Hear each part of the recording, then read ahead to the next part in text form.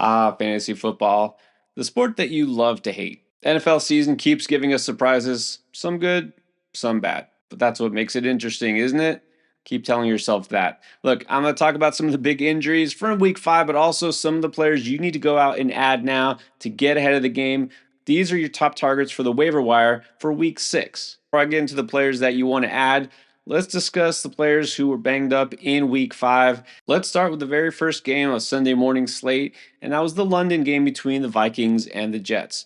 So Aaron Rodgers did not have his best game, I would say that, but also was diagnosing himself after the game with a low ankle sprain. You could see some obvious pain at moments. Look, this maybe contributed to his performance, maybe the Vikings defense, maybe a little bit of everything, who knows. But at this point, you shouldn't be counting on Aaron Rodgers in fantasy unless it's a super flex or 2 quarterback league. And even then, really more just as a floor play. And if even that, and I don't mean floor like crawling on the floor, but he can get you some points. No matter how healthy he is, this is only a super flex play anyways. I'm just glad he was able to get the ball to Garrett Wilson enough times as he did. Another Aaron with an injury, more significant for fantasy, is Aaron Jones of the Vikings. He left and did not return to this game with a hip injury. This one is concerning, but the good news is for the Vikings that they are on bye next week. So it works out. He has an extra week.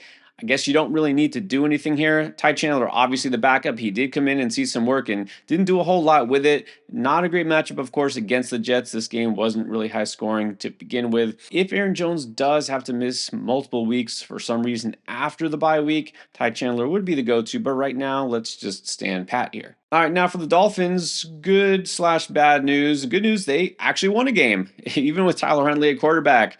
The bad news is they lost their starting running back, Devon Achane. Now, if you saw that hit, it was a pretty hard hit, and you could tell right away it's a concussion, and he didn't return. So not just the protocol, but he actually had a concussion. So again, the good news here is that the Dolphins are also on bye for week 6. So obviously, no immediate replacement required. You're going to be without Achane anyways. Great timing for the bye, if there ever was, for a team like the Dolphins. If Achane for some reason is going to be out, you have to look at Raheem Mostert, who, remember, just last year led the league in touchdowns, and he was the guy that came in next. But Jalen Wright, the rookie, did come in afterwards, and he was the more effective running back. In fact, it looked pretty good, ripping off 87 rushing yards and just 13 carries. But again, the fact that the Dolphins are off this coming week means we might not really miss Achane, so don't rush out to pick up either Mostert or Wright just yet. And you probably know Nico Collins, after that long touchdown, which at least he cashed in for you this week in fantasy, and then left and didn't come back also with a hamstring injury. He's had these little nagging injuries all season so far, it seems like. This one, it caught up to him. The Texans obviously went to Stephon Diggs after that. Tank Dell still, for some reason, did nothing. I have no idea what's going on there, but I know that if Nico Collins is going to miss some time, you figure Tank Dell's got to do something at some point. Let's monitor and just really hope Nico is good to go. And then that Bengals-Ravens game, all sorts of points being scored. Zach Moss wasn't the beneficiary, but he did wind up with one of those unfortunate injuries late in that game. Would look to be classic hip drop tackle, and so the fear is that this is a high ankle sprain. Now, what's weird is that Moss was obviously in pain and left the game after that, but then he did come back and touch the ball. But this is sort of, I don't know, this feels a little Isaiah Pacheco-ish in that right after the injury, didn't seem to bother him, but this could catch up to him. I mean, obviously, if you saw that play, it wasn't good. So there's some fear that it's a high ankle, which might lead to a couple of weeks he misses.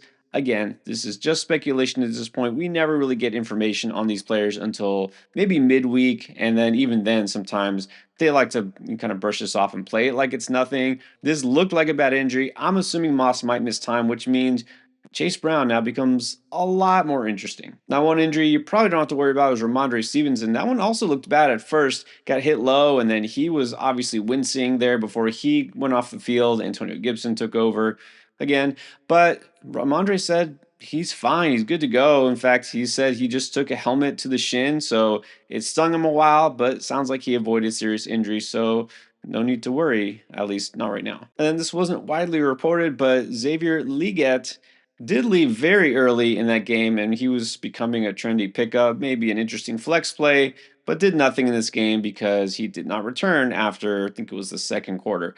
So he seems fine too. Said he's ready for week 6. Nothing to worry about here. Minor shoulder injury. So even though he didn't play the rest of the game, I guess they didn't really need him because they were getting smoked anyways. And then just got to comment on these non-injuries. First of all, Josh Allen with that ankle injury. You remember from that play where he had to leave the game after his ankle hit the ground really hard. Apparently, he's all good to go. He cleared the ankle protocol very quickly. And then that San Francisco game, I was told a kicker was injured, and I'm not going to talk about that because he's a kicker. But here's a pleasant surprise. You can get a free pick'em on Underdog right now just for signing up. That's right. If you sign up on Underdog using code NGAME, you'll get this absolutely free pick'em. It's Pat Mahomes just getting 1 yard on Monday Night Football against New Orleans. Make sure you use code NGAME when you sign up. And don't forget, it's also Boosttober, which means you're getting a profit boost token every single day of the month. If you haven't tried Underdog yet, now's the time. All right, so who should you be targeting this week on the waiver wire, trying to actually outbid your league mates for? Well, let's start with the guy I just talked about. If Chase Brown is still out there in your league, which is very possible, then you need to target him because, look, right now he's going to be the RB1 for Cincinnati. I have a strong suspicion, I don't know, but I feel like Zach Moss is injured and is going to miss some time. Like, even if it's just a week, we've seen Chase Brown already start to come on and he's getting more involved. Look, after week 1 and 2, it looked like they weren't even going to give him the ball. I'm not sure why. We were high on Chase Brown all draft season. He was one of our favorite RB sleepers. And then again, those first couple of games, the Bengals just made it look like he was an afterthought. But things have changed. In fact, those first 3 games combined, Chase Brown had a total of 20 opportunities. That would be rushing attempts plus targets in the passing game. That is not sustainable for fantasy. That's not enough to do it for you. So again, we said drop Chase Brown because you had another, better option there in the waiver. Yeah, why wouldn't you? You got to go with a guy who's actually getting touches. And then all of a sudden, they flipped the script on us. The last 2 games alone, Chase Brown has had 33 opportunities. And of course, if Moss is out, he's going to get even more than that. Moss was still the lead back in this game before that injury. Of course, Chase Brown came on late. But still, if you look at the final box score, and it's not that different from last week where they had the exact same number of rush attempts, no injuries involved there, and Chase Brown getting goal line work, getting receptions, the same number of receptions, just 3, but still the same as Moss in this game. And again, Brown now 3 touchdowns in the last 2 games. You're getting work in the passing game, near the goal line, getting carries, and at the very worst, a timeshare in the backfield, which now could be all him. I mean, I know they'll probably bring somebody else in, but for the most part, the lead back in this Bengals offense, yeah, I want that. Now, I know Chase Brown is still owned in a lot of leagues, wasn't dropped everywhere, but Chase Brown is still available in at least a third of ESPN and sleeper leagues and about a fourth of Yahoo leagues. So if he's out there, it's time to go and get him. Another running back who might possibly be taking over the starting job based on injury is a guy who did get the start in this week. Though actually, I think Eric Gray was out there first. Does it matter? Do we remember what Eric Gray did? No. We remember what Tyrone Tracy Jr. did because he was one of the best runners of all in week 5, led to the shocking upset of the Seahawks in Seattle. So Tracy in his first, let's just call it a start, 129 rushing yards. That'll do. Now, I only got this because Devin Singletary is out. I don't know what Devin Singletary's stats will be for week 6, but I do know that even if Singletary is good to go, I think this earned Tracy some more looks. I'd have to say he's probably going to get the ball a little bit here and there. And look, he did get the majority of carries here because Eric Gray was in early in the game, and you might have seen that highlight of the 100-yard fumble recovery for a touchdown. It was Eric Gray who fumbled it at the goal line, and Gray was not good as a runner. Tracy obviously was. So just be warned that Tyrone Tracy might not be able to be a plug-and-play RB2 for you now just because he had a big game. Because if Singletary's back, they are going to still have Singletary probably as the main guy, maybe at the worst 50-50. But maybe Singletary isn't good to go. Maybe Singletary gets banged up again.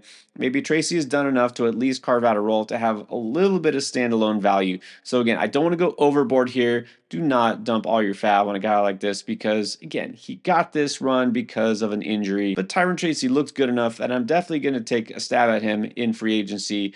Throw a few dollars of fab out there and see if you get him. And do we have a change of the guard in Jacksonville? Tank Bigsby was not just the better runner in Jacksonville, he's making us forget about Travis Etienne. I mean, this was a huge difference, and this had nothing to do with injury. Travis Etienne is still healthy and fine, but maybe not fine in terms of job security. Like Tank Bigsby had his best game of his career, 101 yards and 2 touchdowns. That really long run was part of it, but he's just been the more effective runner this entire season, which has not been a good season for the Jags, and Travis Etienne has not really been that great. But, he had 101 yards while Etienne, again, not hurt, 17 yards on 6 carries. Now, one thing you might notice is Travis Etienne did come up with still a few fantasy points because he was the option in the passing game. Tank, not so much. So Etienne may be headed for that passing down role. Is this going to be a situation where Tank is the early down back and Etienne is there on third downs?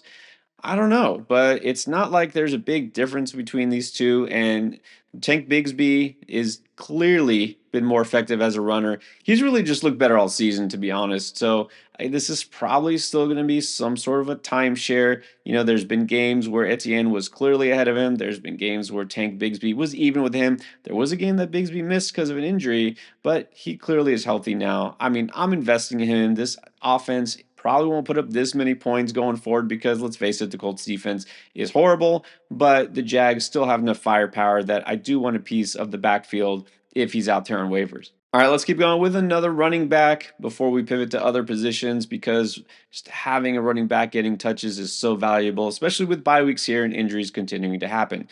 How about the fact that Jonathan Taylor might still be out? Yeah, made it sound like he might play this week.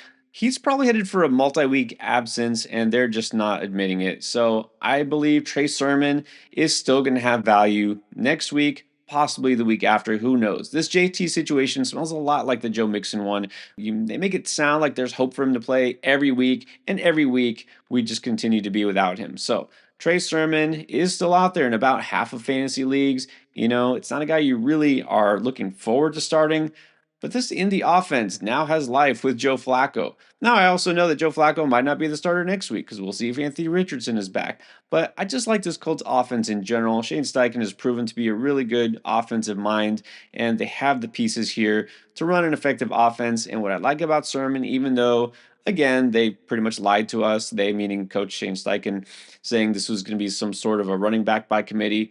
Sermon outcarried Tyler Goodson by a 2-to-1 ratio. He's still going to be the starter, as we suspected all along. Now, he didn't get a lot of carries, only 10 on the ground, and he didn't really get a lot of yardage on the ground, but he did score a touchdown, showing that he's going to be used near the goal line because, Joe Flacco isn't exactly Anthony Richardson, although he kind of looked like it on that 20-yard run. But also, Sermon used heavily as a receiver out of the backfield with 6 receptions. That's going to boost his value in a PPR league. So if you have JT, I highly recommend you grab Sermon if for some reason you haven't already. Even if you don't, I do feel he's going to have value again in week 6, possibly even longer. And obviously not a one-to-one Jonathan Taylor replacement, but he's going to have value, and I prefer him over any of the other running backs that might be out there in waivers, other than I'd say probably Chase Brown, maybe Bigsby. It's close between those two. All right, I had to talk about some Falcons after that Thursday night game. And yes, Kirk Cousins is the quarterback you should go to, and not just because he went for 500 plus yards, one of only 25 quarterbacks in the history of the NFL to do that. And in fact, his yardage total ranked 15th highest ever in a game. Here's the thing, it's not just last week, it's next week. He gets Carolina, and Carolina's defense has not been good. As you saw, Caleb Williams finally have another big game against Carolina's defense. They are allowing the most passing touchdowns in the league and the 5th most yards per pass attempt. And Atlanta has shown they are willing to go pass heavy. They don't just want to sit back and run the ball despite having Bijan Robinson there, which is really annoying for Bijan Robinson owners, but it's pretty good if you got Kirk Cousins or if you go pick up Kirk Cousins. If you need a quarterback, which again, there's a couple of good ones who are going to be on bye this week, a couple that you're maybe still not sold on, or if you're streaming at quarterback, it has to be Cousins. It just has to be. And again, he's out there in pretty much half of all fantasy leagues. And I will just say that it's exact same as last week. If for some reason Cousins is not available in your league and Joe Flacco is starting again, yeah, I'm just going to go with Joe Flacco again as my backup. But Let's see how all that plays out this week. But we're not done yet in Atlanta. We see you, Darnell Mooney. Okay, fine. Darnell Mooney had scored a couple touchdowns, made a couple big plays, but now he's clearly got our attention. 9 catches, 105 yards, and 2 touchdowns in that Thursday night game. All right, so that stands out. But again, let's look at the big picture here. It wasn't just a big game, it's been slowly coming, building up this whole offense, of course, but Mooney's involvement as well. Drake London has now justified his early draft status. Darnell Mooney should have been drafted higher. Okay, fine. But look, we like Darnell Mooney a lot in the draft process, and this is why. Because there's really not a lot behind those two, and Kyle Pitts is still kind of there, but not enough to really shake off any of the fantasy value that Darnell Mooney and Drake London are bringing to the plate. And these two guys have actually been really close so far.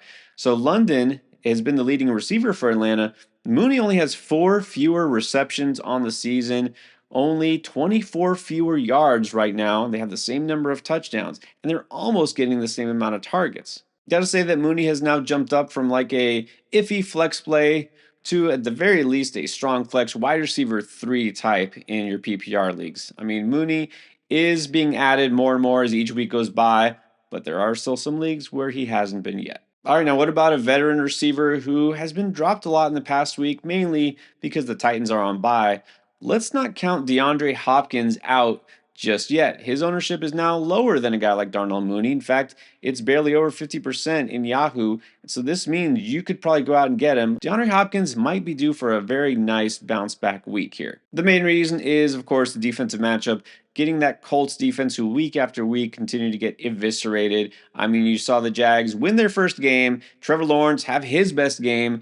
It's not a coincidence here. I don't know what's going on. The Colts, great on offense, terrible on defense. The Colts are now allowing the second most yards per target to wide receivers. And although DeAndre Hopkins' target share has been very inconsistent, over the last 2 games, it was at 11 total. And he's going to continue to see targets, I believe, especially in this game. He's going to have enough to get by as a strong flex option. And as a player who was a longtime Houston Texan early in his career, Hopkins is very familiar with the Colts, and he really likes playing the Colts. In fact, this is the team he's faced the second most often in his career, only behind the Jags, and he does pretty well against them, averaging 85 yards per game. Now, obviously that was a different time, but still, Hopkins still had a big game already a couple of weeks ago. He'll be fresh off the bye. I know Will Levis doesn't really excite anybody except for those fun highlights we see once in a while, but he can get the ball to his receivers. He'll get them to the cornerbacks too at times. But I think Hopkins is kind of a sneaky good pickup and play this week. And I almost really just don't want to talk about the tight end position at all, but I figure I should give you at least something. You're still streaming. I mean, you had Travis Kelce who's about to be on a bye, whatever the situation is. Okay. So let's just go back to the well again with Zach Ertz. Now, with all the success Washington is having, how great Jaden Daniels is doing, and all the points they're scoring, Zach Ertz didn't get in on the party in week 5. In fact, he only caught 2 of his 8 targets, didn't score. In fact, he hasn't scored a touchdown at all this season, and coming off a 10-yard performance, why would we go to Zach Ertz here? Well, I'll tell you why. First of all, the targets are still there, so that is encouraging. I mean, of course, we want them to be complete. It just didn't happen.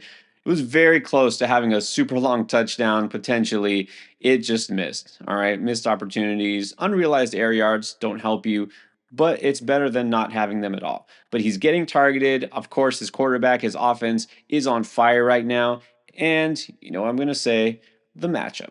Facing the Ravens isn't supposed to be a good thing. It seems to be a really good thing because for some reason that defense is absolutely horrible. In fact, they are now allowing the most passing yards in the NFL, and against the tight end specifically, the 3rd most fantasy points per game. I won't say Tucker Kraft because, he was last week's pickup. You should have already got him. If he's still out there, he's the obvious ad. So yeah, if Tucker Kraft's there, get Tucker Kraft.